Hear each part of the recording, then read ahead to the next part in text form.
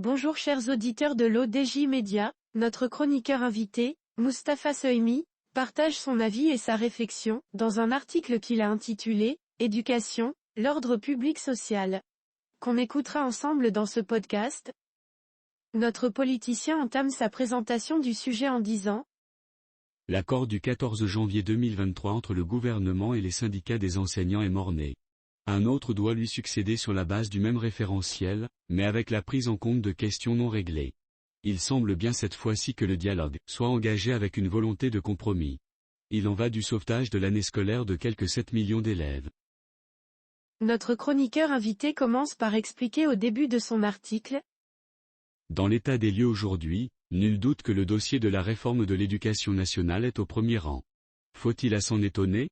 La grève qui se poursuit depuis 6 semaines pèse en effet sur la vie sociale, quelques 7 millions d'élèves hors des classes, 12 000 écoles à l'arrêt, débrayage de 240 000 enseignants et 600 millions d'heures de scolarité perdues.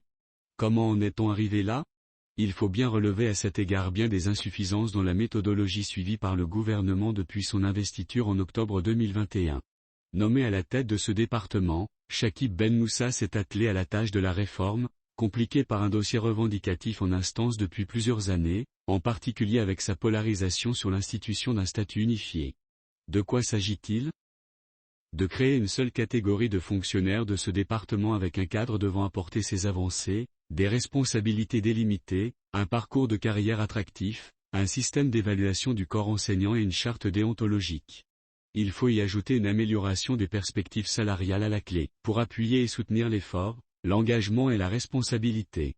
Le ministre prend alors son bâton de pèlerin et organise durant plus d'1 an des débats accompagnés de négociations avec les syndicats les plus représentatifs, UMT, CDT, UGTM, FDT. Au total, le périmètre de ces rencontres englobe 21 000 enseignants, 33 000 élèves et 20 000 familles. Un processus qui conduit à l'accord sur un statut unifié, signé le 14 janvier 2023 entre les syndicats et le gouvernement. Pour autant, ce texte est diversement accueilli dans le monde éducatif durant les mois qui suivent. Et avec la rentrée scolaire début septembre, les critiques s'accentuent autour de revendications présentées, comme n'étant pas encore satisfaites. Un décret est adopté en Conseil de gouvernement le 27 septembre et publié au bulletin officiel du 9 octobre. Il va polariser la contestation et mobiliser pour des grèves itératives jusqu'à présent. À quoi tient pareille situation ?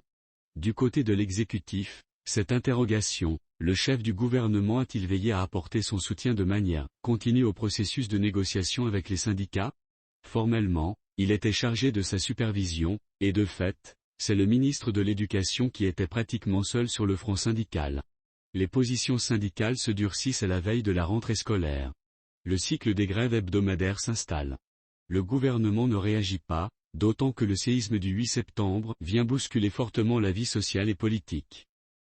Les directions des syndicats décident d'en prendre acte et de prioriser elles aussi les exigences de la solidarité, de l'aide aux populations touchées et de la reconstruction des zones sinistrées.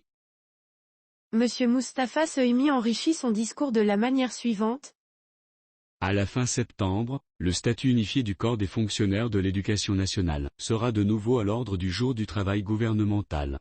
Il met fin au régime de contractualisation des 240 000 fonctionnaires des 12 académies régionales d'éducation et de formation, AREF, instituées en 2016. Il consacre l'unification du parcours professionnel sur la base d'une nouvelle architecture éducative.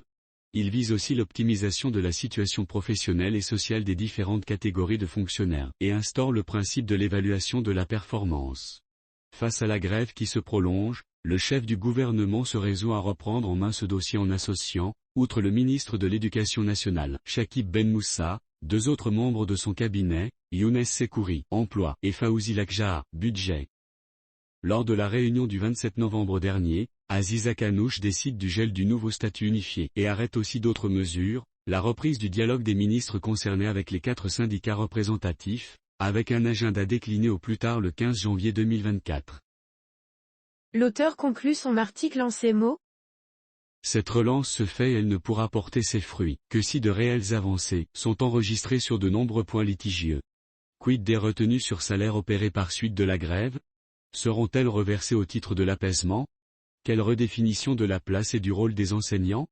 Quelle indemnisation pour les nouvelles tâches qui leur seront assignées, activités culturelles et pédagogiques ?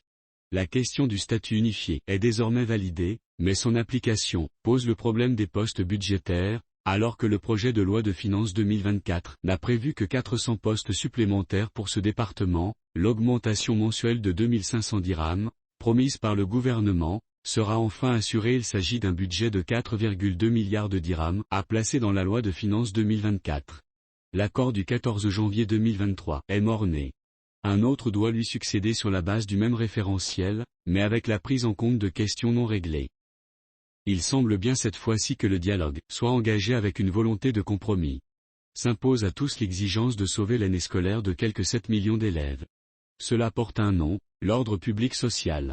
Rédigé par Mustapha Sohimi. Merci d'avoir écouté ce podcast de l'ODJ Media. N'hésitez surtout pas à nous suivre sur nos réseaux sociaux, Instagram, Facebook, TikTok, LinkedIn et Twitter. Alors, on se dit au prochain podcast de nos chroniqueurs invités, et à très bientôt.